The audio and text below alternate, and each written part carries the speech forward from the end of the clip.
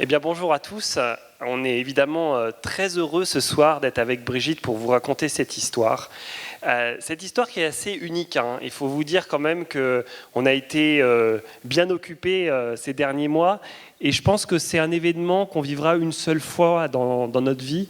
Heureusement, ça nous a pris beaucoup d'énergie ces derniers mois. Mais c'est vrai que c'est quelque chose d'unique. Et on voulait vraiment vous partager cette aventure parce qu'on a vécu vraiment des émotions fortes. Et c'est vrai que c'est un événement incroyable qui s'est déroulé effectivement cette nuit du 12 au 13 février. Alors ce soir, on est deux sur scène. Mais il faut penser que finalement, tout ce qu'on va vous raconter, c'est finalement le résultat d'une grande équipe internationale. Il y a plus de 70 chercheurs qui ont été embarqués dans cette aventure, plus d'une centaine aussi de bénévoles qui ont participé à la recherche de la météorite. Donc voilà, on pense évidemment bien fort à eux ce soir parce que toute cette aventure n'aurait pas eu lieu finalement si toutes ces énergies ne s'étaient pas réunies dans le monde entier pour vous faire part finalement de cette grande découverte. Alors cette histoire, elle commence finalement il n'y a pas si longtemps. Qui a entendu parler de cette chute de météorite? Levez le doigt. Donc vous voyez qu'on en a beaucoup parlé dans les médias, tout simplement parce qu'effectivement, c'est quelque chose qui ne se passe pas tous les jours. Qu'est-ce qui s'est passé? Eh bien, l'histoire, elle commence ici, dans cet observatoire, l'observatoire de Konkoly de Krisztián Sárneczky. On est en Hongrie. Et cet astronome, eh bien, il observe, comme tous les soirs, finalement le ciel et il recherche tout simplement des astéroïdes, de nouveaux petits cailloux qui orbitent majoritairement entre Mars et Jupiter. Et puis certains, eh bien, de temps en temps, peuvent frôler la Terre. Et ce soir-là, eh bien, il ne pensait pas qu'il allait quand même être responsable de tout ce capharnaüm qu'on a eu les mois suivants.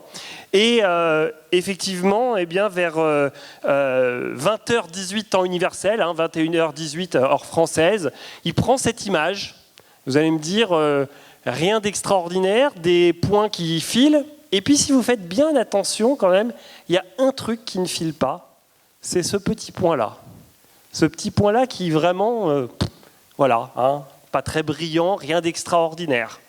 Et puis, il enchaîne les images et il se rend compte que ce petit point, qui est ici, eh bien, bouge. Vous le voyez, ici, il est là, et puis il est là. Il est extrêmement peu brillant, rien d'extraordinaire.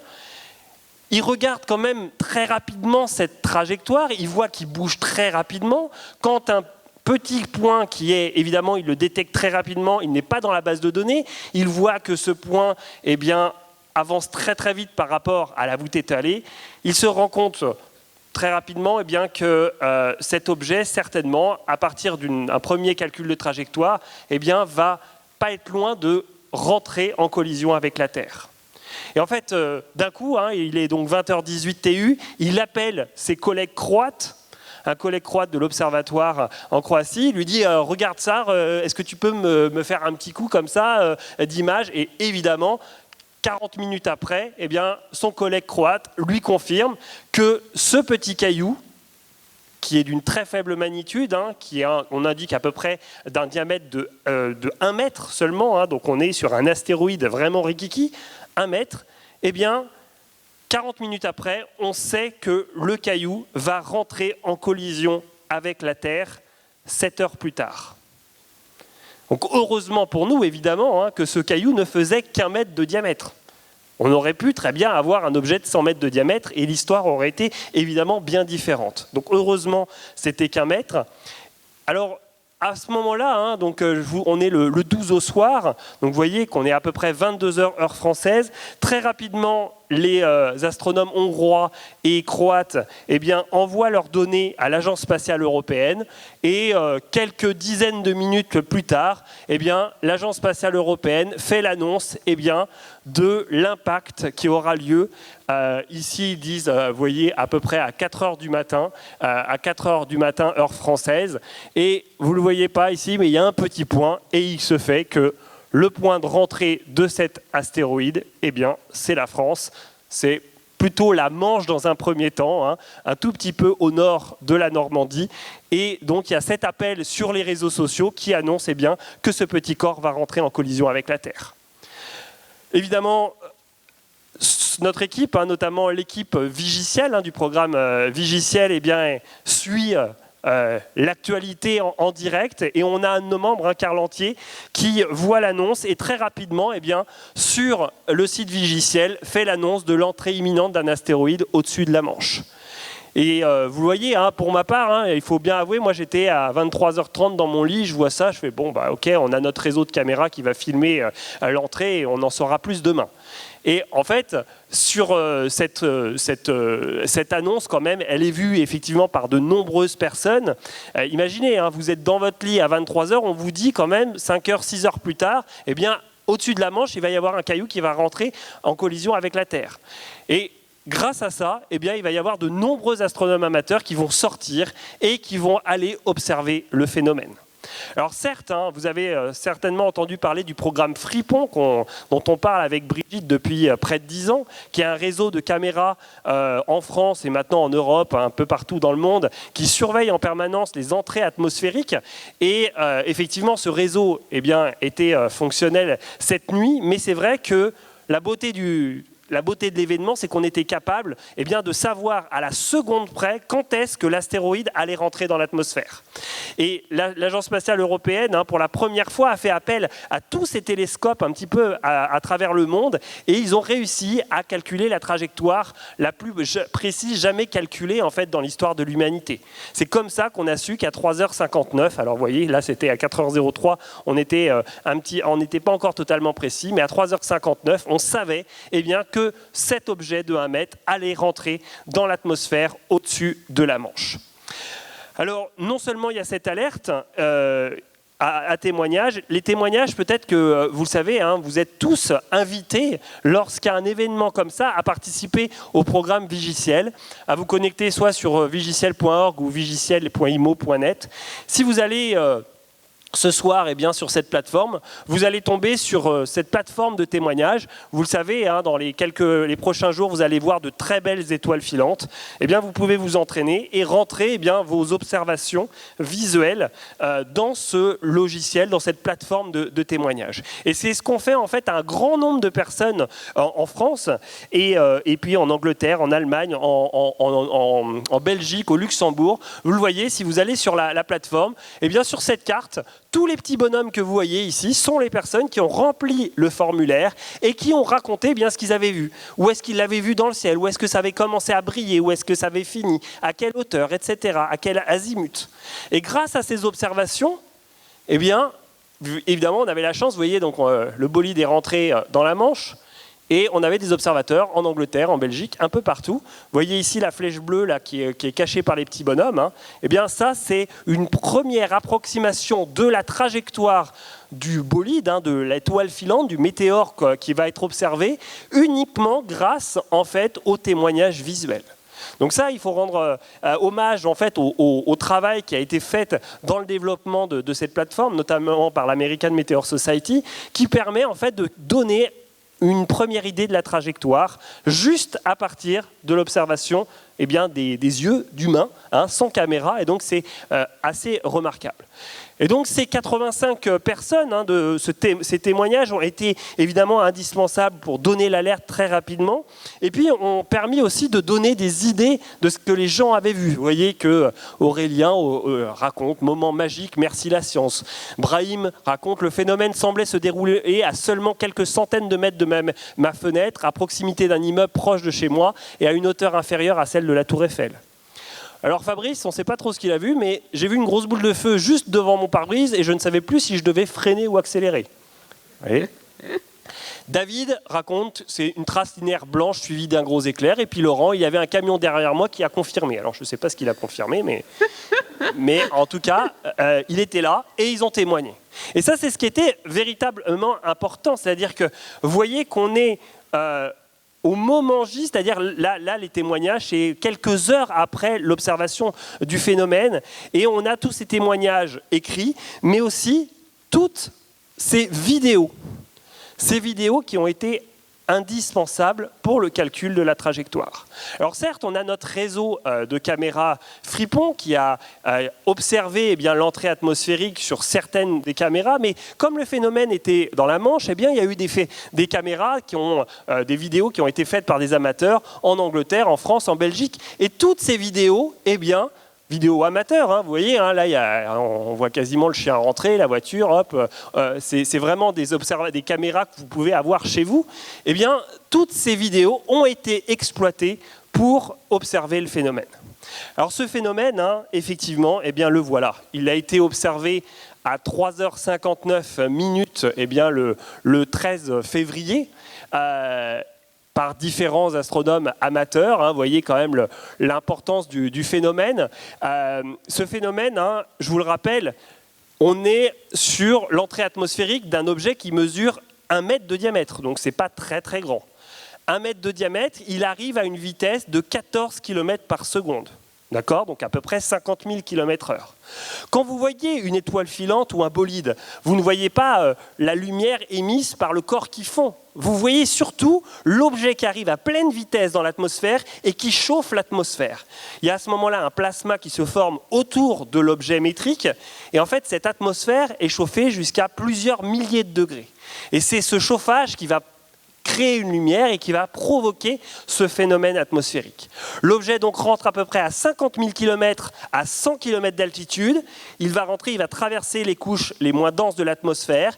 Et une fois qu'il arrive à 30-35 km d'altitude, là où l'atmosphère va être de plus en plus dense, évidemment, l'objet va avoir des frottements de plus en plus intenses, une pression qui va être faramineuse sur l'objet, et l'objet à ce moment-là, va connaître une fragmentation.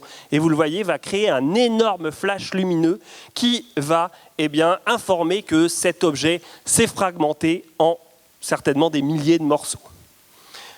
Donc on avait un objet d'1 mètre et on sait à ce moment-là qu'il y a eu une fragmentation et donc on a eu littéralement une pluie de cailloux sur le territoire là où il est tombé. Alors à cette heure-là, le 13 février, on ne sait pas encore exactement où il est tombé. Vous avez vu les premiers calculs de trajectoire, ça donne plutôt la Manche.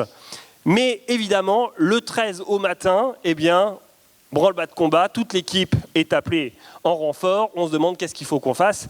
Parce qu'évidemment, des objets comme ça, certes, il fait 1 mètre de diamètre, mais ce n'est pas si gros. C'est-à-dire qu'en France, il en tombe quand même certainement un aussi gros, quasiment 1 par an. Et vous en avez plusieurs de quelques dizaines de centimètres finalement qui tombent sur le territoire français.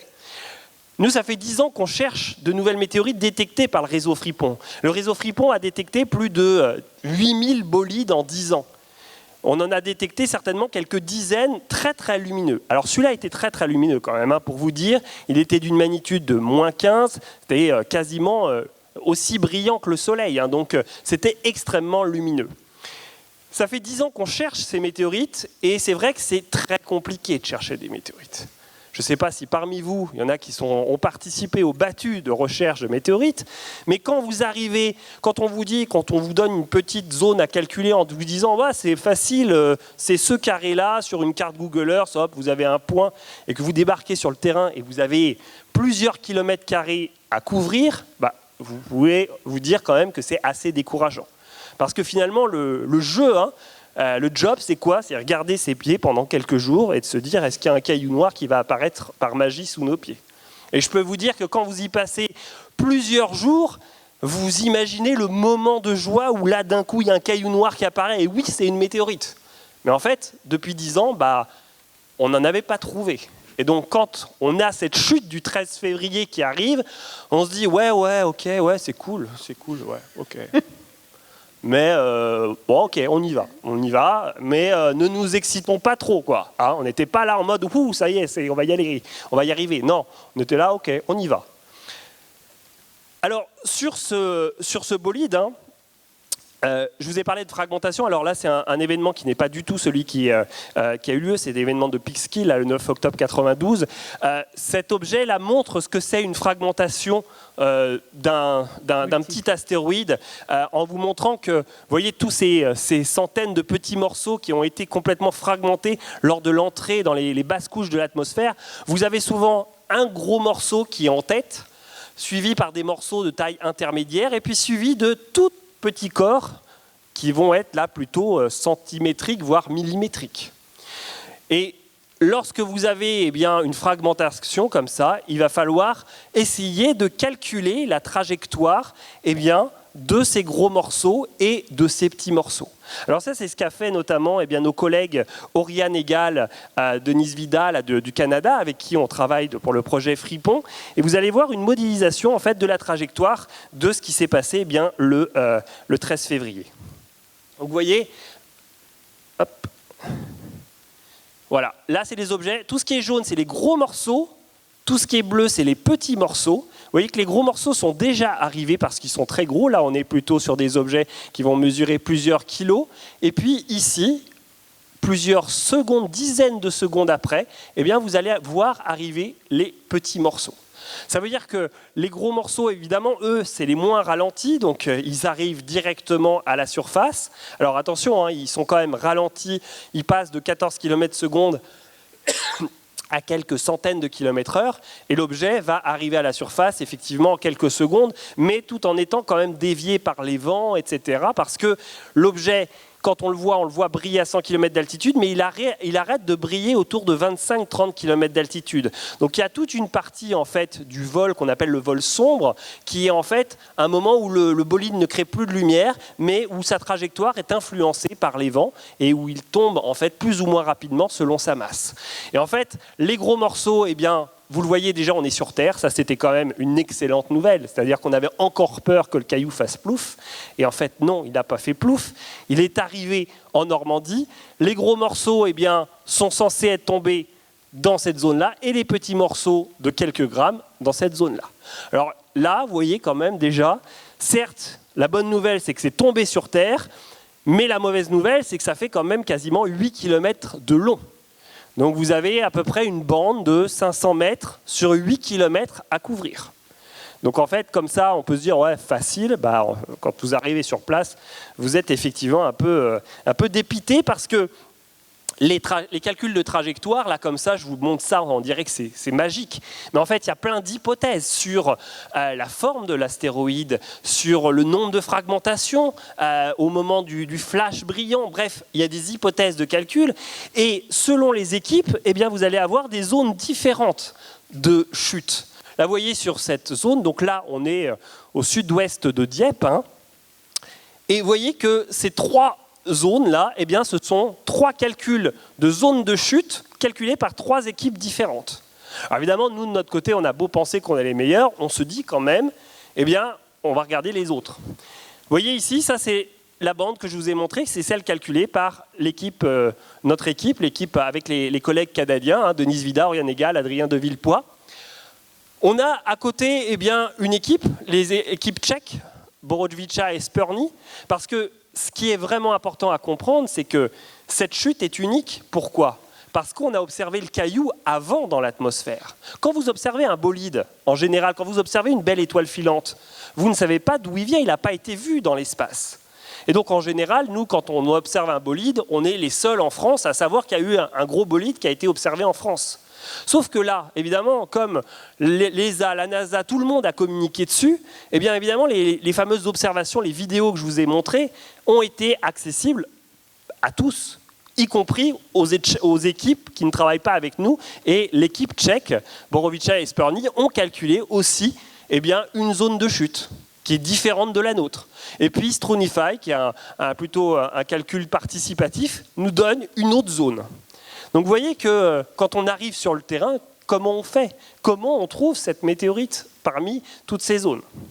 Alors évidemment, hein, depuis 10 ans, on a une expérience qui a été acquise par la formation et toutes ces campagnes de recherche qu'on a organisées via le programme Fripon Vigiciel. Donc, vous voyez, ça, ce sont l'exemple de 4 campagnes qui ont été réalisées ici. Vous reconnaissez le monsieur ici, sur la recherche de la météorite du 27 février 2022 en Occitanie.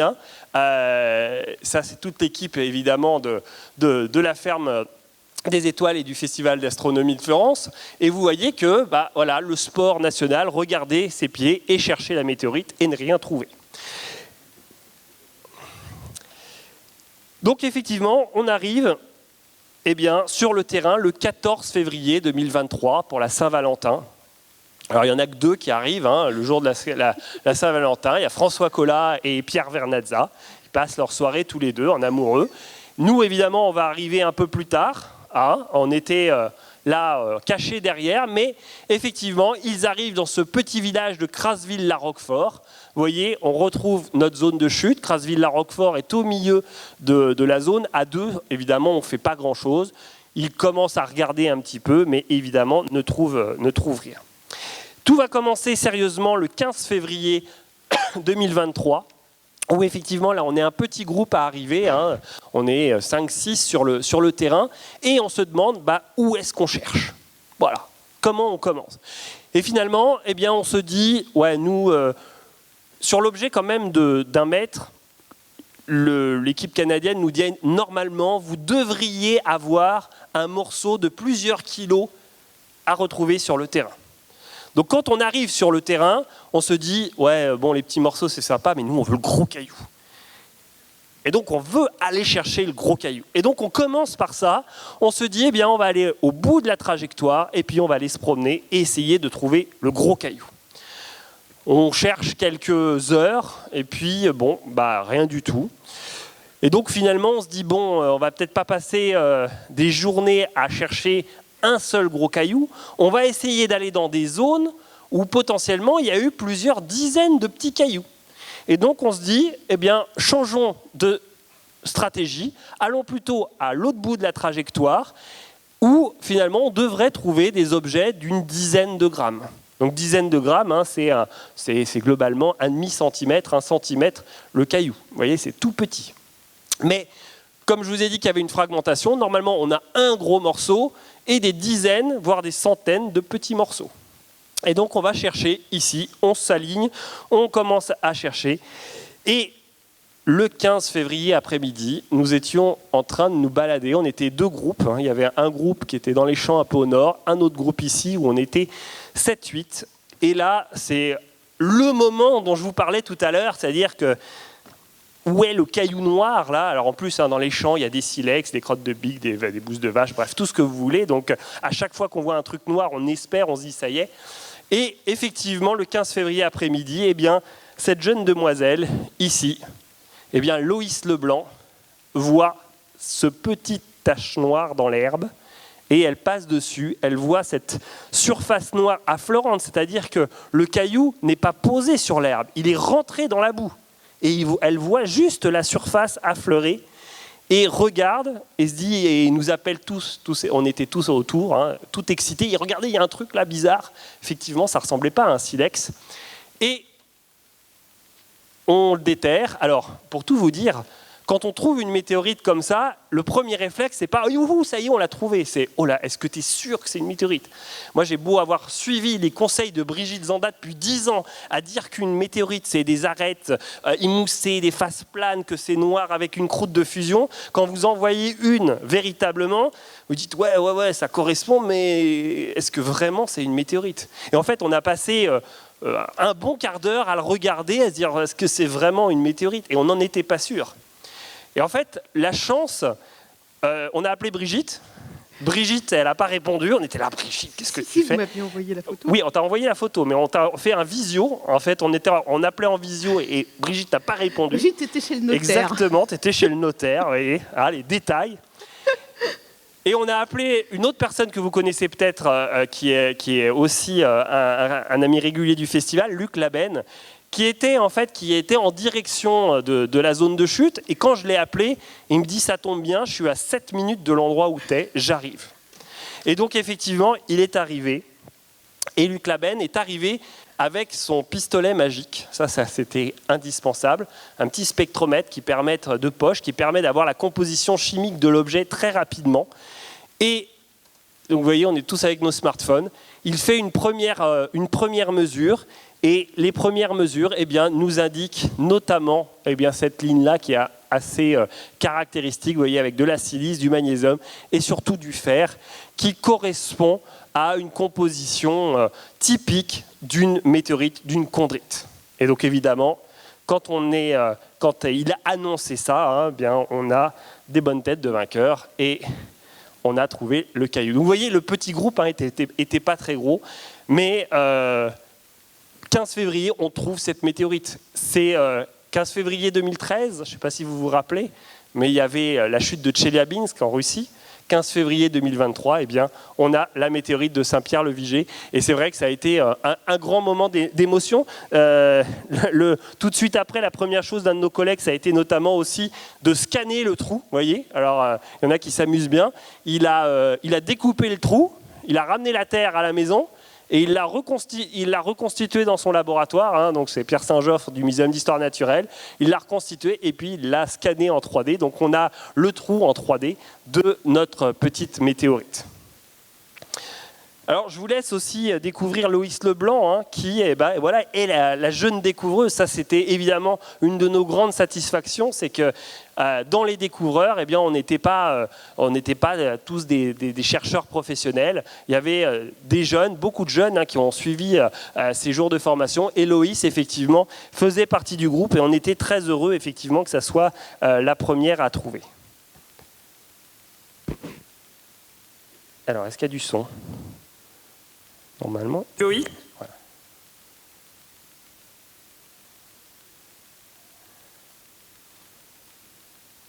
Voilà.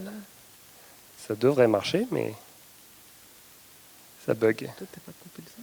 Bah non.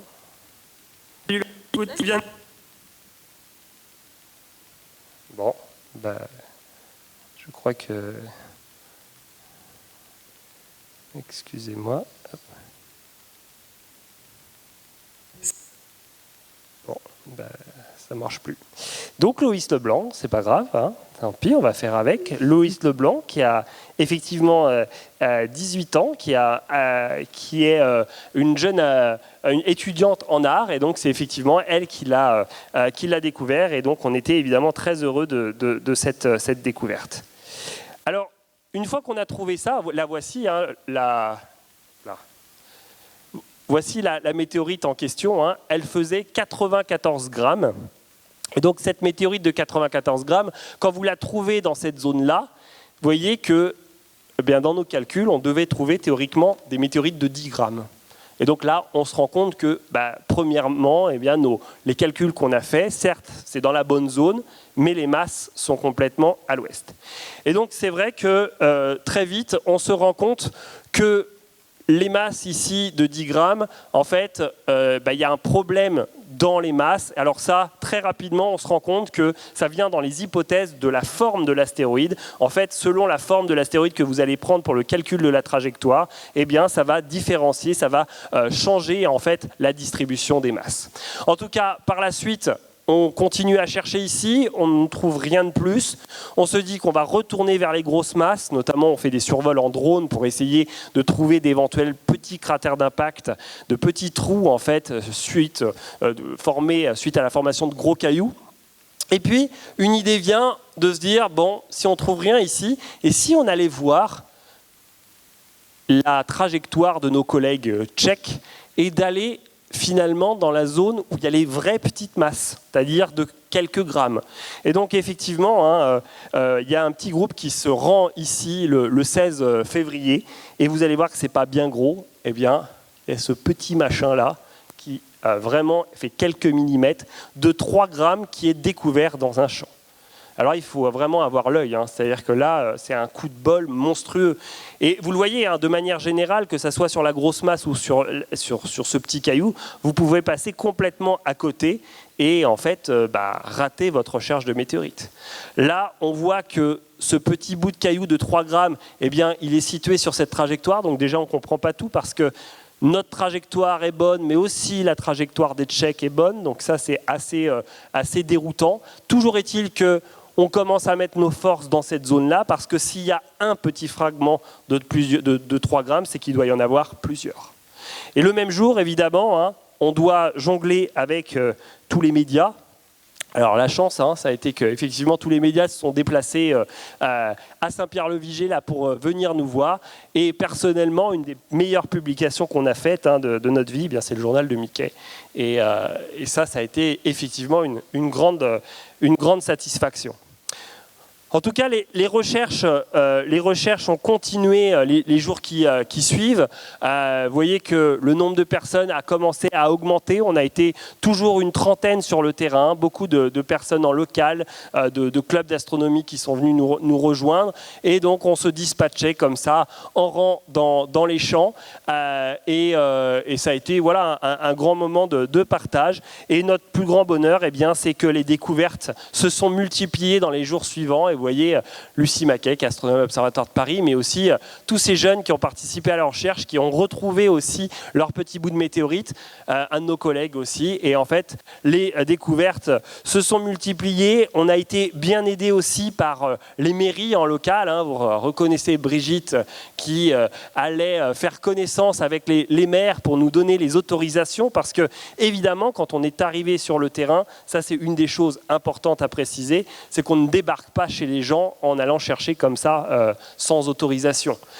Et ça, c'est évidemment un des jobs qu'on a réalisé qui prend du temps, qui peut prendre du temps, mais qui est indispensable, c'est d'essayer de trouver les propriétaires des terrains et de leur demander l'autorisation de rentrer chez eux pour chercher. Et donc évidemment, nos premiers contacts eh bien, sont les maires des villages aux environs. Et donc en fait, très rapidement, hein, quelques jours après, vous voyez, tous ces petits points bleus, ce sont des endroits où on a trouvé eh bien, ces petites météorites là de quelques grammes jusqu'à 10-20 grammes. Et donc rapidement, on a eu cette ellipse de chute qui ne ressemblait pas véritablement à celle théorique, puisque là on a la première météorite, ici on a le champ des petites météorites, et en fait on se rend compte que le calcul de la trajectoire est plus compliqué que ce qu'on attendait, avec, vous voyez, ces espèces de deux zones de chute qui est liée en fait à une double fragmentation, notamment dans l'atmosphère. C'est-à-dire que le gros flash lumineux que vous avez vu tout à l'heure, en fait, il n'y en avait pas un, il y en avait deux. C'est-à-dire que l'objet de 1 mètre a dû se fragmenter autour de 31 km une première fois, a du coup ralenti les objets, et puis un autre objet un peu plus petit s'est de nouveau fragmenté à 27 km. Et donc en fait il y avait deux trajectoires, ce qui explique certainement eh bien, ces deux zones de chute théoriques. Alors évidemment sur le terrain on n'était pas seul, il y avait l'équipe Vigiciel, mais il y avait aussi des chasseurs de météorites. Alors les chasseurs de météorites, c'est des gens qui sont souvent passionnés, qui sont capables du jour au lendemain de débarquer sur une zone de chute et d'aller très très vite avec une expérience incroyable, qui ne demandent pas forcément les autorisations, ça c'est aussi une problématique, mais qui ont une grande expérience pour trouver très rapidement. Et c'est le cas ici eh bien, de Steve Arnold et Roberto Vargas, eh bien, qui vous voyez, c'est bonne tête de vainqueur ici, en débarquant sur la plage en Normandie. Et vous voyez, alors j'espère que la vidéo, je vais avoir plus de succès que tout à l'heure. Alors il y a le son.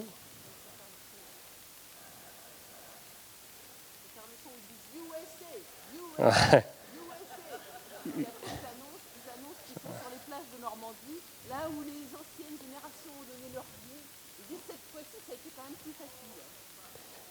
Il n'y a pas moyen de... Ouais, non, il n'y a pas moyen de... Bon, je ne sais pas pourquoi. C'est bien si toutes les vidéos... Bon, en tout cas, effectivement, on était un petit peu dégoûtés quand même de voir, faut avouer, hein, parce qu'ils venaient de trouver une masse de 178 grammes, hein, qui était un peu plus grosse que la nôtre. Après, ils ont eu le mérite, entre guillemets, de la trouver par eux-mêmes, hein, il n'y avait pas de souci, mais c'est vrai qu'ils étaient dans d'autres champs et ils ont trouvé cette grosse pierre. Alors sur les jours suivants, hein, vous le voyez, donc ça c'était la découverte de Steve Arnold, donc vous voyez les points commencent à se préciser, et effectivement les jours suivants, eh bien, il y a notamment, là, vous voyez, on est 10 jours après la chute, hein, un dernier grand week-end de recherche avec toujours 30 à 35 personnes par jour. Le gros problème, c'est qu'entre-temps, il y a beaucoup d'amateurs qui sont passés dans le coin, qui sont allés chercher chez les gens sans demander d'autorisation, et vous voyez qu'il y a ce genre de panneau qui commence à apparaître chez les gens, recherche de météorites interdites, propriété privée, tout simplement parce que voilà, il y a plein de gens qui arrivent, qui font des trous chez les gens, hein, donc vous imaginez quand même le truc. Nous, quand même, dans les recherches, on a tout vu. On a évidemment les chercheurs professionnels qui cherchent vraiment dans le coin, qui ne veulent pas se mêler. On a eu quand même quelqu'un qui est venu participer avec nous, qui est venu choper les informations, et le lendemain, on ne l'a plus revu. Il a cherché tout seul et il a retrouvé toutes les météorites tout seul avec nos informations. Et lui, évidemment, il n'a jamais voulu nous donner les météorites par la suite. Donc, on a eu effectivement quand même quelques petits filous qui nous ont un petit peu embêtés sur le terrain. Et puis le dernier grand week-end, hein, de recherche du 26 juin. Alors ici, en fait, pourquoi je parle de ce terrain de tennis ici? En fait, on était le 15 février quand on est arrivé sur ce terrain. Imaginez-vous, il y avait François Collat, Pierre Vernazza, François Collat de l'Observatoire de Paris, Pierre Vernazza de l'Observatoire de Marseille, et moi-même. Et en fait, le 15 février, on passe devant ce terrain de tennis. Évidemment, c'était l'heure de manger. Et donc, voilà, allez, on a faim, on file manger. Moi, je leur dis, ah, attends, je vais regarder vite fait sur le terrain de tennis. J'arrive vers le grillage, je regarde, je fais, ah, c'est bon, il n'y a rien. Et il y en a, il dit, ah, eh bien, on va manger, c'est bon, on y va. Et puis, évidemment, 10 jours plus tard, juste à côté du terrain de tennis, eh bien, il y a ce monsieur, Thierry Monterre, qui trouve un caillou de 350 grammes, eh bien, complètement détruit, juste à côté du terrain de tennis. Donc vous voyez, bon, la faim c'est bien, mais essayez de faire attention, là c'est mieux. Et donc effectivement, lui a trouvé, alors pas sur le terrain de tennis, en fait ce qui s'est passé, c'est que le morceau de 350 grammes a dû impacter la surface du terrain de tennis, et en fait il y a eu des dizaines de fragments qui ont été éjectés dans l'herbe autour du terrain de tennis.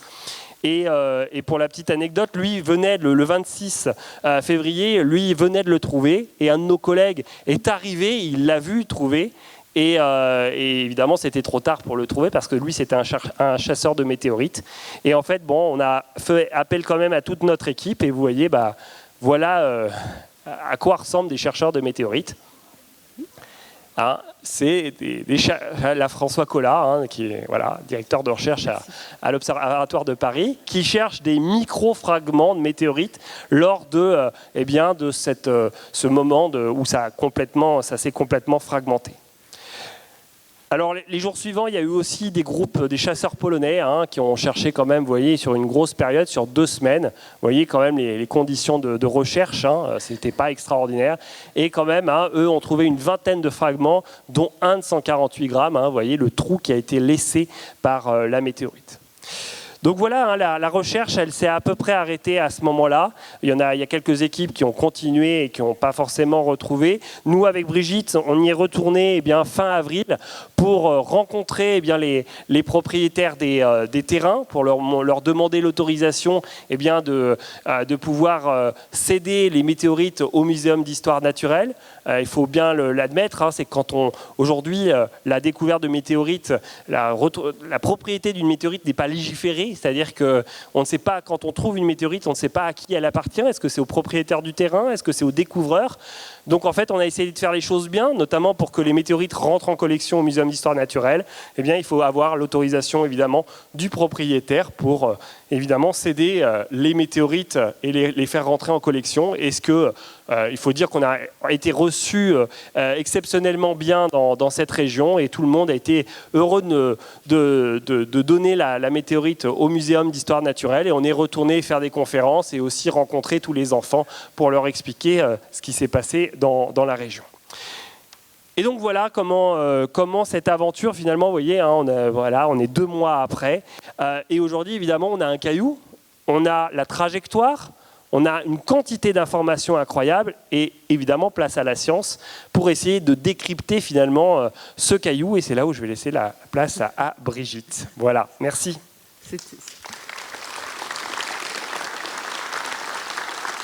Merci. C'était déjà de la science, hein. Place à la science, c'était déjà de la science. Donc le bilan des recherches. Alors, comme vous avez vu, il y avait plein de chasseurs indépendants.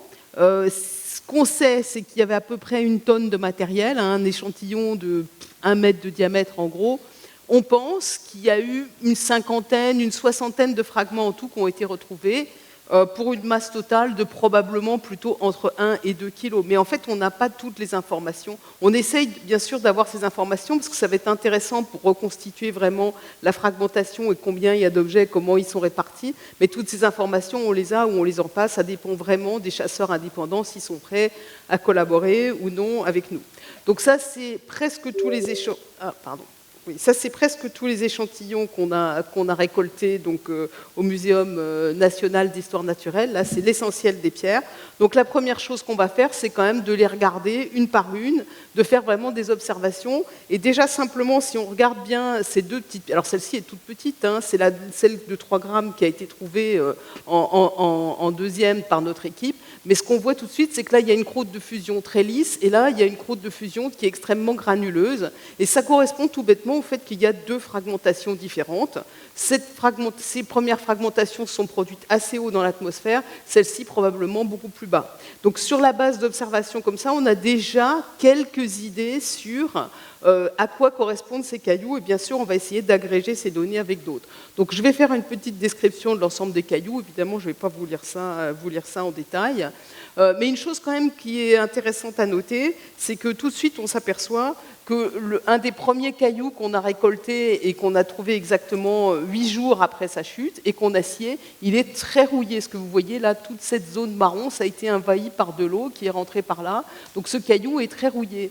Tandis que les cailloux qui sont des fragments de ceux qui sont tombés sur le terrain de tennis, qu'on a retrouvés 1 semaine plus tard, donc ils sont restés 15 jours sur le sol au lieu de seulement 1 semaine, mais comme ils étaient sur un milieu où l'eau s'évacuait assez bien, en fait il y a quelques petites taches de rouille, hein, on les voit quand même, il y a des petites taches de rouille, mais il est beaucoup moins altéré que celui-là. Donc qu'est-ce que ça nous dit? Ça nous dit en fait la rouille dans les cailloux, ça se développe vraiment extrêmement vite. Donc on le savait déjà hein, qu'il fallait vraiment extraire les roches du sol le plus tôt possible. C'est d'ailleurs la justification des chasseurs américains, hein, de dire voilà, c'est pour ça on a sauvé la France quelque part, puisqu'on a enlevé le caillou du sol très très vite. On savait, mais là vraiment on a la démonstration parce qu'on est intervenu, enfin on a récolté ces échantillons donc extrêmement tôt.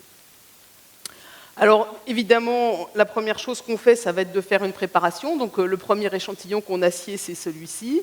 Et on a ici la première préparation qu'on a faite, alors qu'on voit ici au microscope électronique. Alors, au lieu d'être une lumière de photons qui est réfléchie, vous regardez la lumière qui est réfléchie, qui revient dans votre œil. Là, c'est de la lumière électronique qui est réfléchie, qui vient non pas dans votre œil, mais dans un détecteur.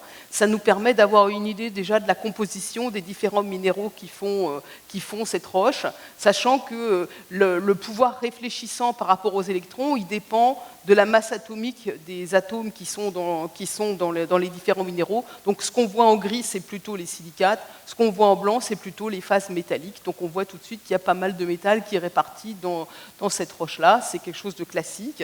Et puis ça, c'est le sciage du gros bout trouvé par Loïs, que j'ai fait plus tard, parce que cette roche, elle est d'abord partie pour faire des comptages gamma dans un détecteur. Donc ça, c'est quand je l'ai récolté. Donc ça, vous voyez une petite tranchette. Alors là, c'est vraiment la vision qu'on voit en lumière réfléchie, tout bêtement, quand on regarde comme ça, la lumière qui vous revient dans l'œil. Qu'est-ce qu'on voit tout de suite? Donc c'est qu'on voit différentes unités rocheuses à l'intérieur de ce caillou. On voit les taches de rouille et on voit ce qu'on appelle des veines de choc. On va revenir là-dessus après. Et on voit la présence de grains de métal. Donc tout de suite, ça va tout de suite nous donner une bonne idée de quel type de caillou on a à faire. Et puis on a la chance au muséum d'avoir la possibilité de scanner les échantillons non seulement en surface, c'est le scan que Sylvain vous a montré pour le trou, mais on peut aussi les scanner à l'intérieur, on peut avoir une excellente vision de ce qu'il y a à l'intérieur avec une bonne... Ah, j'ai fait une bêtise, voilà. On peut scanner ces échantillons à l'intérieur. Donc là, ça c'est le scan de l'échantillon vu de l'extérieur. Donc ça, c'est le premier échantillon. Là aussi, d'ailleurs, on voit qu'il y a une croûte qui est lisse de ce côté-là et qui est beaucoup plus granuleuse de ce côté-là, ce qui correspond à des fractures plus haut dans l'atmosphère et plus bas dans l'atmosphère. Et puis, on peut regarder, suivant ces plans de coupe. En fait, on a un scan de tout l'ensemble de l'échantillon. Hein.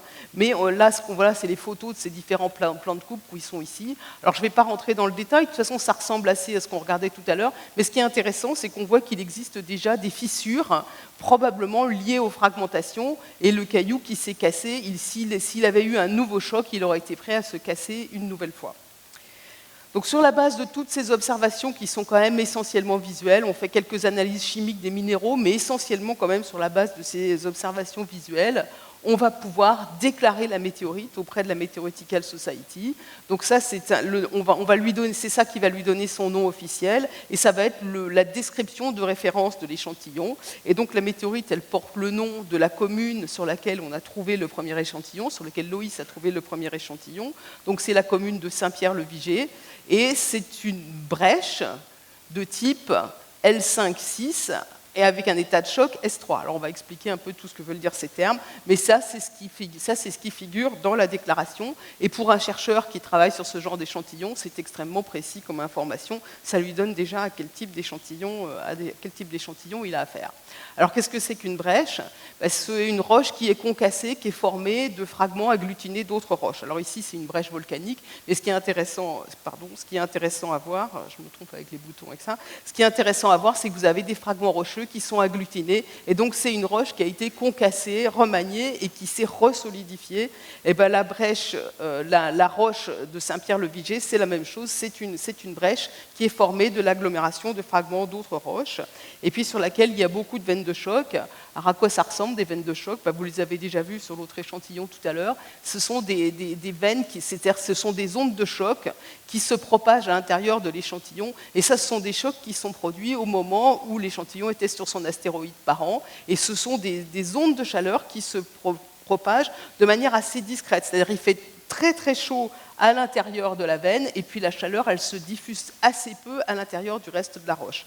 Et quand on regarde ce genre de veines de choc au microscope électronique à balayage, on voit que ça ressemble à ça. Hein, c'est ce genre de choses dans lequel les grains de métal se sont rassemblés, ont précipité, et on trouve à l'intérieur de ces veines des minéraux spéciaux qu'on peut étudier, dont on peut étudier la composition. Et ça va nous donner une idée de l'intensité du choc subi par l'échantillon. Donc ça contribue à reconstituer l'histoire des collisions qui a été vécue par cet échantillon. Je dois dire que ce type de météorite connaît souvent ce type d'aspect extrêmement choqué. Et ensuite, la dernière chose qu'on a déclarée, on a déclaré que c'était une L5-6. Qu'est-ce que ça veut dire? Alors, il faut revenir. Ces échantillons qui sont des chondrites ordinaires, ce sont des échantillons qui sont quasiment hérités intacts depuis la formation du disque protoplanétaire il y a 4,57 milliards d'années. Et en gros, ces cailloux qu'on voit ici, c'est les précurseurs, ce sont des petits corps qui sont les précurseurs de ces échantillons qu'on trouve à l'heure actuelle. Or, dans ce disque protoplanétaire, il y a des gaz, des poussières, et parmi ces poussières, il y a des éléments radioactifs qui ont été synthétisés par les étoiles qui se trouvaient au voisinage du disque et qui ont nourri ce disque. Et parmi ces éléments radioactifs, là, les principaux éléments radioactifs qu'on connaît sont représentés ici. C'est les principaux noyaux instables, avec leur demi-vie, c'est-à-dire le temps au bout duquel la moitié des noyaux présents dans le milieu ont décru. Donc cette demi-vie, elle peut être relativement courte ici. Hein. Ici, c'est de l'ordre de quelques dizaines de milliers d'années. Et ici, ce sont des périodes extrêmement longues, hein, puisqu'il s'agit de milliards d'années.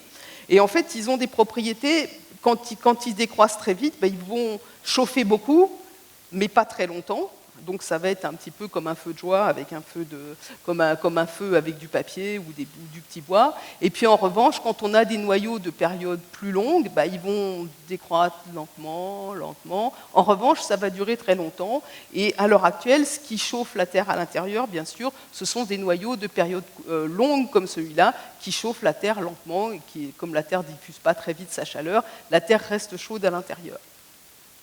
Donc ces noyaux qui sont présents dans les poussières et dans les petits corps vont se désintégrer, vont libérer de la chaleur et ils vont faire évoluer les corps à l'intérieur. Donc ici, comment se sont formés les premiers corps du système solaire, ils se sont formés par ce processus qu'on appelle l'accrétion. Et puis à la suite de l'accrétion, on a des corps qui sont formés, on a la chaleur liée à la décroissance radioactive des noyaux qui se dégagent à l'intérieur. Alors si ça chauffe beaucoup, le métal et les silicates qui étaient présents vont fondre, ça va faire des liquides de densité différente avec des liquides métalliques plus denses qui vont couler au centre de la planète. C'est comme ça que la Terre a évolué vers une planète, un noyau, une croûte silicatée en surface et un manteau résiduel. Mais si on a des corps qui se sont formés plus tard, à ce moment-là, les noyaux radioactifs de période courte ont déjà commencé à décroître, donc la source de chaleur est moins présente, moins intense, et en fait, cette évolution, elle va avorter. Mais même si cette évolution, elle avorte, il y a quand même de la chaleur qui est dégagée, et c'est le cas des corps parents des chondrites qu'on voit ici, c'est-à-dire que ce sont des objets qui ont été un petit peu chauffés par la décroissance radioactive, même si ce n'est pas allé jusqu'à la fusion. Alors comment ça se manifeste? Ici, on a deux types de préparation de différentes roches. En fait, donc ici, ce qu'on a, c'est des lames minces. Donc, ce sont des tranches de roche qui font l'épaisseur un peu plus épais qu'un papier à cigarette, 30 microns d'épaisseur, qu'on va regarder dans un microscope en lumière transmise. C'est-à-dire que vous mettez comme un vitrail, vous mettez une source lumineuse, vous regardez le bout de caillou et vous regardez, vous, de l'autre côté. Et puis ici, ce sont d'autres roches. C'est à peu près, l'échelle est un petit peu moins grossie dans ce cas-là. Et là, on regarde en lumière réfléchie au microscope, et donc on voit la lumière qui réfléchit. Ça permet de voir les minéraux transparents, c'est-à-dire les silicates. Ça permet de voir les minéraux opaques, c'est-à-dire le métal et les sulfures. Et en fait, qu'est-ce qu'on voit? C'est que ces roches, quand elles n'ont pas été beaucoup chauffées, elles ont ce qu'on appelle une texture chondritique. Elles sont formées de l'accumulation de petits globules comme ça collés les uns avec les autres. Et puis, au fur et à mesure qu'elles sont de plus en plus chauffées, là, on a un type 3, un type 4, un type 5, un type 6. Et ben, cette structure chondritique, au fur et à mesure que du chauffage, les éléments chimiques vont diffuser entre les minéraux et les textures des cailloux vont avoir tendance à s'effacer, en particulier les textures chondritiques. Et puis, vous voyez aussi sur la ligne du bas que les minéraux opaques, ici, sont plutôt arrondis. Le métal qui est blanc et le sulfure qui est beige, ils sont associés, ils sont mélangés. Et puis, vous voyez que cette texture, elle va changer. Et donc, sur la base simplement de ces observations visuelles, on est capable de dire cet échantillon a été très chauffé ou très peu chauffé. Et donc, on a classifié Saint-Pierre-le-Viger comme un type 5-6. Ça veut dire que c'est une brèche entre des objets qui ont été quand même relativement chauffés sur leur corps parent. Si je vous montre maintenant la classification des météorites primitives, c'est-à-dire des chondrites, on voit qu'il y a différents groupes de chondrites. On a parlé des chondrites ordinaires à laquelle appartient la météorite de Saint-Pierre-le-Viger. Voilà, on a H, L, LL, et puis on a d'autres groupes de chondrites qui sont beaucoup plus rares. Ces différents groupes de chondrites correspondent à des compositions chimiques individuelles, donc correspondent probablement à différents astéroïdes par an. Donc Saint-Pierre-le-Viger, ça correspond à une chondrite de type L. Ces chondrites, c'est les plus courantes en fait. Ça représente à peu près un tiers des chutes de tous les objets qu'on trouve, pas seulement des chondrites, de toutes les météorites qui tombent à la surface du globe. Vous avez une chance sur 3 de tomber sur une chondrite L. Et en fait, la grande majorité de ces objets, c'est des objets qui ont été relativement chauffés, qui appartiennent au type 5 ou au type 6, ou en l'occurrence pour Saint-Pierre-le-Viger, à un type intermédiaire. Et sur ces différents aspects, on est capable de mettre des températures. Donc, qu'est-ce que ça nous dit? Ça nous dit Saint-Pierre-le-Viger, elle a été chauffée sur son astéroïde parent pendant quelques millions d'années, entre de l'ordre de 800 à 950 degrés. On est capable de modéliser ce genre de choses, on est capable de décrire ce genre de choses, on est capable d'avoir une idée de ce à quoi ressemblait un astéroïde, et en particulier ce diagramme, là je ne vais pas le décrire en détail, mais qu'est-ce que ça nous montre? Ça nous montre en fonction du diamètre des différents corps auxquels on a affaire, et de leur distance héliocentrique, quelle est la température qui est atteinte au sein de ce corps. Et en fait, en fonction de la distance héliocentrique, l'époque d'accrétion change. C'est-à-dire plus le corps est formé près de l'étoile, plus l'accrétion se fait vite, et plus le corps est formé loin, plus l'accrétion est lente.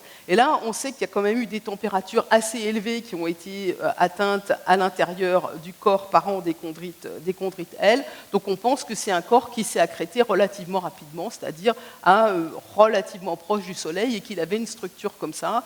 Ce qui est représenté ici, c'est les roches qui ont été les moins chauffées, qui sont en vert pâle, comme ça. Il y en avait probablement très peu dans le corps des chondrites L. Et plus on est faussé, plus on évolue vers le rouge, plus le corps a été chauffé. Donc on pense que le corps parent de la météorite de Saint-Pierre-le-Vigier et des chondrites L en général, c'est un corps qui a eu une accrétion rapide. Mais on va avoir des informations supplémentaires sur ce type de corps. Et là, ce qu'on regarde, c'est qu'on va mesurer à l'intérieur de ce corps des rapports isotopiques, des rapports de noyaux du plomb qui est produit par l'excroissance de l'uranium, qui était un de nos éléments radioactifs de période longue. Et on a deux noyaux d'uranium qui vont donner 2 isotopes du plomb. Et si on compare les abondances de ces différents noyaux, ça va nous donner un chronomètre qui va être extrêmement précis. Donc je ne veux pas rentrer dans le détail de ça, mais ce qui est intéressant, c'est que dans ce diagramme, plomb 207 sur 206 versus uranium 238 sur 206, la droite qui est représentée ici, c'est une droite d'âge en fait. C'est-à-dire les objets qui se trouvent très haut ici, c'est des objets qui sont très vieux, et les objets qui se trouvent plus bas ici, c'est des objets qui sont plus récents. Et là, qu'est-ce qu'on voit? On regarde des chondrites H, c'est celles qui sont plus riches en métal, donc ce n'est pas la même que la chondrite L qu'on regardait tout à l'heure, et on voit, ce qui n'est pas tellement surprenant, que les chondrites de type 4, comme Sainte-Marguerite, Nadia Bondy ici, ce sont des objets qui sont très vieux, qui ont été formés, c'est-à-dire qui se sont refroidis il y a 4,57 milliards d'années, et plus l'objet est chauffé, plus son âge est jeune. C'est-à-dire ici, on a 4,5 milliards d'années. Donc on est, alors je ne veux pas dire de bêtises, il s'est écoulé 70 millions d'années entre le moment où ce corps qui était en surface s'est refroidi et celui ici qui était au centre s'est refroidi. Donc là, il y a une logique, on comprend qu'à l'intérieur de ce corps, plus un objet a été chauffé, plus il est jeune. Ça correspond en fait à un refroidissement lent d'un objet avec une structure en plure d'oignon, avec les objets les plus chauffés au centre. Mais si on regarde les chondrites L, comme celle de Saint-Pierre-le-Vigier qu'on vient de trouver, ou les chondrites LL, alors là on s'aperçoit que c'est le désordre le plus complet, c'est-à-dire qu'on a des objets de type 6 qui sont plus vieux que des objets de type 5 ici. Les objets sont dans n'importe quel âge, on a même des objets de type 4, je crois, alors non, là j'en vois pas qui sont nés, mais de toute façon, on voit que ces objets sont complètement désorganisés, puisqu'on a des types 6 ici et des types là. Alors qu'est-ce que ça nous dit? Ça nous dit que le refroidissement de ces objets-là, il a été perturbé, et que probablement, alors qu'ils n'avaient pas fini de se refroidir, l'astéroïde s'est cassé et s'est réaccrété, puisqu'il a fallu qu'il continue à se refroidir relativement doucement. Donc ce qu'on pense, c'est qu'une collision de ce type s'est produite avec une collision catastrophique qui a cassé l'astéroïde en plein de boue et que cet objet s'est réaccrété, puis il a continué à refroidir. Ce phénomène, il est probablement très présent. On pense que les astéroïdes, beaucoup d'entre eux se sont cassés et réaccrétés comme ça, ont eu ce type d'évolution. Et d'ailleurs, l'astéroïde Ryugu qui a été visité par une sonde japonaise récemment, on reconstitue aussi une histoire analogue. C'est un objet qui a été cassé, fragmenté et réaccrété de la même manière. Alors on pense que cet objet, le corps parent des chondrites L, c'est lui aussi fragmenté de la même manière, et on peut d'ailleurs mesurer un âge, l'âge à partir duquel ils ont commencé, les objets se sont refroidis suffisamment pour retenir certains gaz formés par des croissances radioactives, en l'occurrence l'argon. Et quand on mesure ces âges de rétention de gaz, donc c'est l'âge de refroidissement, du dernier refroidissement en dessous d'une certaine température, on s'aperçoit que la majorité des chondrites L ont des âges, la probabilité d'âge est relativement récente. Il n'y a que les chondrites L qui n'ont été très peu choquées, qui elles probablement ont une évolution linéaire, mais ce n'est pas du tout la majorité des chondrites L. La grande majorité des chondrites L ont des âges qui sont de l'ordre de 500 millions d'années à peu près. Donc c'est comme ça qu'on voit ça. On pense que ces objets ont vécu plusieurs épisodes comme ça, de fragmentation, de dislocation, avec une dislocation finale vers 500 millions d'années. Alors évidemment, La question, c'est est-ce que Saint-Pierre-le-Viger appartient à cette famille? Alors, au passage, disons qu'on ne sait pas du tout, puisque de toute façon, la dernière fragmentation, le dernier chauffage, la dernière rétention des gaz efface ce qui s'est passé avant. On n'a pas d'informations sur ce qui s'est passé dans l'intervalle, mais rien n'exclut qu'il y ait eu plusieurs fragmentations catastrophiques et réaccrétions de ces objets. Donc la question, c'est de savoir si... oui, avant d'aller... Pardon, je suis allée trop vite, je me mélange, c'est là. La question, c'est de savoir si vraiment Saint-Pierre-le-Viger va appartenir à cette famille qui s'est disloquée aux alentours de 470 millions d'années. Et en quelques mots, simplement, ce qu'on voit là, c'est ce qu'on appelle les familles d'astéroïdes. Donc ça, chaque point correspond à un astéroïde qui a été détecté. Ce qu'on regarde en bas, c'est la distance, le demi-grand axe de l'ellipse de l'astéroïde, et là, c'est son excentricité. Et on voit des groupes d'astéroïdes, en fait, qui ont des trajectoires qui se ressemblent et dont on pense qu'ils sont liés à la fragmentation d'un objet qui ne s'est pas parfaitement réaccrété. Et donc, on a des familles collisionnelles, en fait, d'astéroïdes. Et donc, on sait que le corps parent des chondrites, elle, s'est probablement fragmenté de cette manière-là il y a 570 millions d'années. Alors évidemment, une des questions qu'on se pose, et qui évidemment la réponse, et on l'espère en cours, c'est est-ce que cette chondrite de Saint-Pierre-le-Viger appartient à cette famille qui s'est fragmentée il y a 470 millions d'années? Ça, on ne le sait pas encore. Ensuite, la suite, c'est comment reconstituons-nous la suite de l'histoire? Et est-ce que ça signifie que Saint-Pierre-le-Viger, enfin que plutôt que l'astéroïde 2023 CX1 a circulé pendant 500 millions d'années dans l'espace interplanétaire? Et bien sûr, est-ce qu'on peut reconstituer sa famille d'origine? Alors, ce genre de choses, on peut avoir des réponses à ce genre de choses en étudiant les effets de l'irradiation par le rayonnement cosmique galactique, c'est-à-dire des particules de très haute énergie, essentiellement des protons, qui circulent dans la galaxie et dans le système solaire. Alors, ces particules vont irradier les astéroïdes et ils vont pouvoir, avec différentes possibilités évidemment de conditions d'irradiation. Ici, c'est la météorite, c'est ce qui nous reste. C'est quelque chose que, encore une fois, sur une tonne, on a à peu près 1 ou 2 kilos qui nous sont restés, donc on est capable d'étudier, mais on ne sait pas à quel endroit les objets qu'on récupère étaient situés dans l'astéroïde. Et donc, ce qu'on essaie de savoir, c'est quelle était l'intensité du rayon cosmique, pendant combien de temps ils se sont accumulés, et quel était à quelle profondeur à l'intérieur de ce corps parent les météorites auxquelles on a accès étaient situées. Donc ce que j'ai oublié de dire, c'est que ce que font les particules cosmiques, qui sont des particules de très haute énergie, elles vont induire des réactions nucléaires à l'intérieur de la matière qu'elles traversent, et elles vont casser des noyaux et produire des noyaux plus légers en des quantités absolument infimes, mais il se trouve qu'on est très bon en détection des noyaux, et elles vont produire différents types de noyaux qui vont nous donner différents types de renseignements. Elles vont produire des noyaux stables, comme des gaz rares, qui vont s'accumuler dans le temps et qu'on va être capable de détecter, et qui vont donc nous donner une idée du temps. Et elles vont produire des noyaux radioactifs, qui eux-mêmes vont décroître à leur tour, et en général, au bout d'un certain temps de circulation dans l'espace interplanétaire et de production des noyaux dans l'espace, il va y avoir un niveau d'équilibre qui va se faire, c'est-à-dire que ce qui sort va être à peu près égal à ce qui est produit. Donc on va avoir un niveau d'équilibre, ça ne va pas nous donner le temps, mais en revanche, ça va nous donner les conditions d'irradiation. Et on sait à peu près déconvoluer ce genre de choses. Donc il y a 3 inconnus qui nous intéressent. Quelle durée d'irradiation ? Quelle était la taille de l'astéroïde? Alors, en l'occurrence, pour 2023 CX1, on la connaît à peu près puisqu'on l'a observé. On sait que c'était un objet d'1 mètre. Mais dans la plupart des cas, des météorites, on ne le sait pas. Et à quelle profondeur, à l'intérieur de cet astéroïde, les échantillons qu'on a récoltés ont-ils été atteints? Alors, on va faire différentes mesures. Je ne vais pas rentrer en grand détail là-dessus. Simplement, on mesure en fonction de la profondeur les concentrations. Enfin, on mesure des concentrations d'éléments radioactifs de période relativement courte. Bon, ici, le beryllium 10 ou l'aluminium 26, et on compare ça à des modélisations. Donc ça, c'est des modélisations de la quantité de beryllium 10 produit dans des objets qui vont avoir des rayons de 40 cm à 1 mètre à peu près, la quantité d'aluminium 26. Alors, ce n'est pas le maximum en surface parce que ce sont des réactions qui sont produites par des neutrons secondaires, donc il faut un certain temps pour construire cette population de neutrons secondaires. Mais au bout d'un certain temps à l'intérieur de l'astéroïde, on a des taux de production maximum et puis ça va retomber doucement au fur et à mesure qu'on s'enfonce dans l'astéroïde.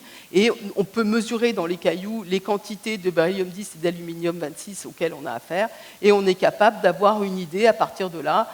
En l'occurrence, là, c'est une autre météorite, évidemment, on n'a pas encore ces données-là pour Saint-Pierre-le-Viger, mais pour cette météorite de Park Forest qui était tombée aux États-Unis il y a quelques années, on peut dire qu'en gros, l'échantillon, enfin le petit astéroïde qui a amené la météorite faisait un rayon de l'ordre d'une quarantaine de centimètres, ce qui est cohérent avec ça. En revanche, on n'est pas capable de décider à quelle profondeur étaient les échantillons, parce que vous voyez, c'est relativement plat, donc ces mesures ne nous renseignent pas là-dessus.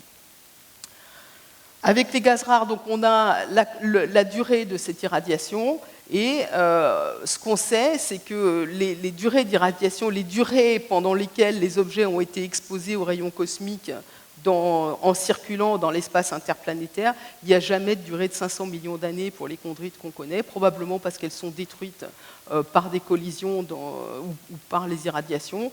Donc la plupart ont des âges d'exposition qui sont compris entre 1 et 100 millions d'années, plutôt entre 10 et 60 millions d'années. La question qu'on se pose, c'est de savoir si Saint-Pierre-le-Viger va vraiment appartenir à cette famille.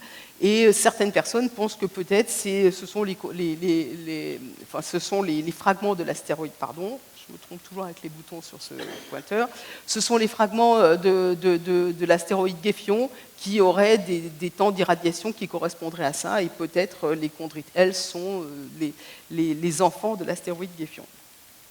Donc voilà l'histoire telle qu'on a pu la reconstituer. Donc toute cette histoire, je vous l'ai racontée. Plusieurs épisodes de collision, de réaccrétion. On attend de savoir si effectivement l'âge de rétention des gaz de Saint-Pierre-le-Viger va être de cet ordre-là. Et puis on attend de savoir si effectivement le dernier impact qui a fabriqué le caillou d'1 mètre de diamètre dans lequel l'échantillon a été irradié est de l'ordre de 10 à 60 millions d'années, ça on ne sait pas encore. Mais la dernière partie de l'histoire qu'on essaye de reconstituer maintenant, c'est l'histoire de la fragmentation atmosphérique du caillou. On a vu qu'on l'avait observé en optique, on a vu alors Sylvain vous a raconté ça tout à l'heure, ça c'est une vidéo de la fragmentation. C'est pas grave, je vais passer ça. On a vu qu'on l'avait observé en optique, on a vu qu'on avait des observations sur les cailloux, on a aussi des observations acoustiques et sismiques de ces phénomènes de fragmentation qu'on est capable de reconstituer. Donc on a énormément d'informations sur ces choses-là et on va évidemment essayer de matcher ça avec les informations sur les météorites. Alors on se dit que les échantillons qui viennent de différentes zones de l'ellipse de chute ont probablement connu des conditions d'irradiation différentes. Je vais passer sur ce diagramme-là. On va regarder les pierres individuelles.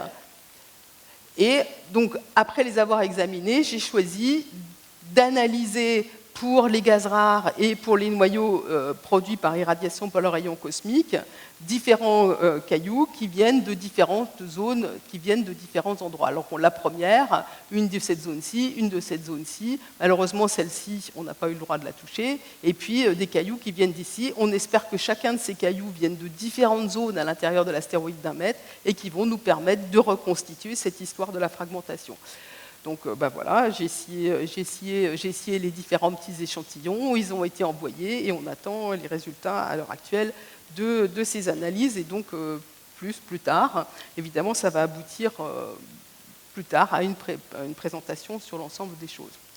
Voilà, je vais vous raconter quand même la fin de l'histoire. La météorite américaine.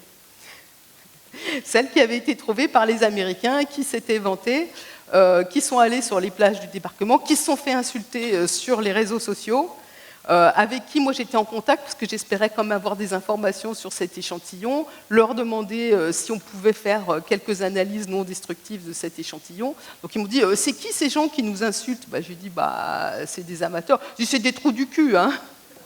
Alors, Franchement, moi je vais aux États-Unis, je vais me mettre sur la plage en criant France, France, France, j'ai trouvé votre météorite. Je ne sais pas s'ils auraient été tellement contents, mais eux, ils trouvaient ça normal. Alors la météorite américaine, rentrée au labo, on est en train de réfléchir, de contacter les propriétaires à qui appartiennent les différents, les terrains sur lesquels on a trouvé les échantillons, leur demander les permissions de garder les échantillons, etc.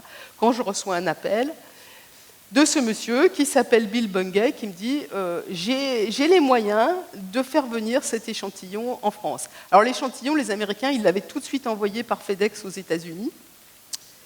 Et lui, comme il trouvait que c'était un scandale, que ce caillou, qui était la plus grosse masse connue de la météorite, il trouvait que c'était un scandale que ce caillou soit scié, il l'a acheté et il l'a déposé au muséum. Donc ce caillou est à l'heure actuelle au muséum. On n'a simplement pas le droit de faire des prélèvements dessus pour pouvoir l'étudier. Ça a donné lieu à l'inauguration d'une vitrine à l'occasion du colloque Fripon-Vigiciel qui commençait à Paris le 1er juin. Et alors là, ce que je trouve quand même extraordinaire, vous voyez là le président du muséum, la vitrine, la météorite américaine, les météorites qui ont été trouvées par nos équipes. Ici, vous avez le maire de Saint-Pierre-le-Viger, le président de la communauté de communes et la propriétaire du terrain sur lequel a été trouvée la météorite. Parce qu'évidemment, pour que les échantillons puissent être déposés au muséum et qu'on n'ait pas d'histoire, il faut avoir l'accord de tous les partis. Donc on avait tous ces gens qui étaient là, plus bien sûr Loïs qui était ici. Et ça, c'est la vitrine dans laquelle ces échantillons sont présentés. Voilà, donc la quasi-conclusion de cet exposé, c'est qu'en fait, on a toute une aventure en fait, dans laquelle on a vraiment l'association évidemment de travaux qui ont été menés par des scientifiques, mais à chaque étape, on a eu des amateurs qui ont été impliqués. Je crois, tu vas me confirmer Sylvain, mais je crois que l'observatoire de Concoly, en fait, Christian Chanerski, ce sont des amateurs très éclairés évidemment, mais ce sont des amateurs. Donc la détection dans l'espace, les travaux télescopiques ont été faits en partie, donc au départ, ont été initiés par Christian Chanerski. Il y a eu aussi, bien sûr, des observations qui ont été faites par les télescopes de l'ESA. On a eu des observations par les réseaux du météore dans l'espace, dans l'atmosphère, qui ont été faites par les réseaux professionnels de caméras. On a eu énormément de données qui nous sont venues des amateurs. Et non seulement vous avez vu qu'ils avaient mis leurs données à disposition, mais à la demande d'Oriane et de l'équipe qui mène le travail d'étude de ce météore à l'heure actuelle, il y a plein de gens qui sont retournés sur place, refaire des photos pour pouvoir calibrer les photos qu'ils avaient données pour qu'on sache exactement à quel endroit se trouvait l'échantillon. Bien sûr, vous avez eu des équipes scientifiques et des équipes d'amateurs qui étaient sur le terrain. Et là, maintenant, toute cette étude scientifique qui finalement reprend toutes ces données qui ont été agrégées ici, à toutes les étapes, on a finalement des scientifiques et des amateurs qui sont mêlés. Et ça devrait aboutir à une publication dans laquelle il y aura des professionnels et des amateurs. Ça va être quelque chose de très novateur parce que c'est l'échantillon qui a été le plus observé de tous les temps, en fait. Et on a vraiment des données incroyables puisqu'on a des données qui viennent de tas de disciplines différentes qu'on va être capable de comparer entre elles. Et ça, c'est vraiment une première. Donc on est extrêmement content et bon, évidemment, les travaux sont en cours. On espère que la publication sera soumise, disons, d'ici la fin de l'année. Juste une petite note pour conclure. Vous avez peut-être entendu parler de la météorite alsacienne. Qui ici a entendu parler de la météorite alsacienne? Bon, ça va, il y a quand même, il y a quand même moins de gens. C'était quand? Je ne me souviens plus. C'était le 6 juillet, voilà. Ça arrive dans les journaux qu'il y a une dame qui était en train de boire le café sur sa terrasse en Alsace qui a été heurtée par une météorite.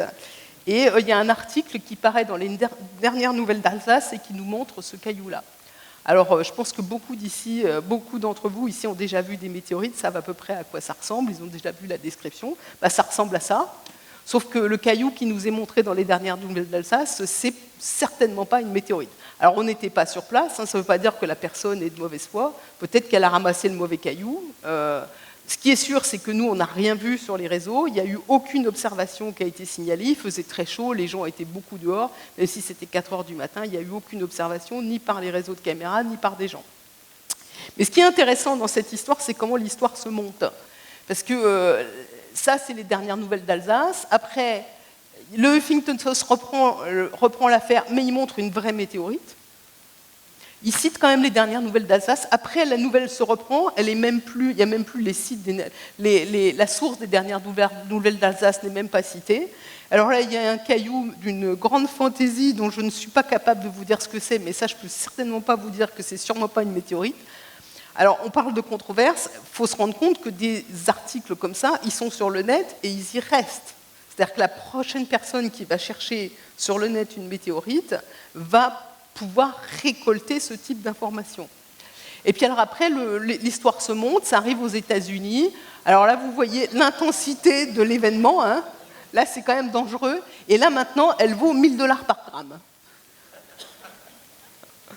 Voilà, ben c'est la fin de cet exposé. On voulait vous raconter cette histoire-là.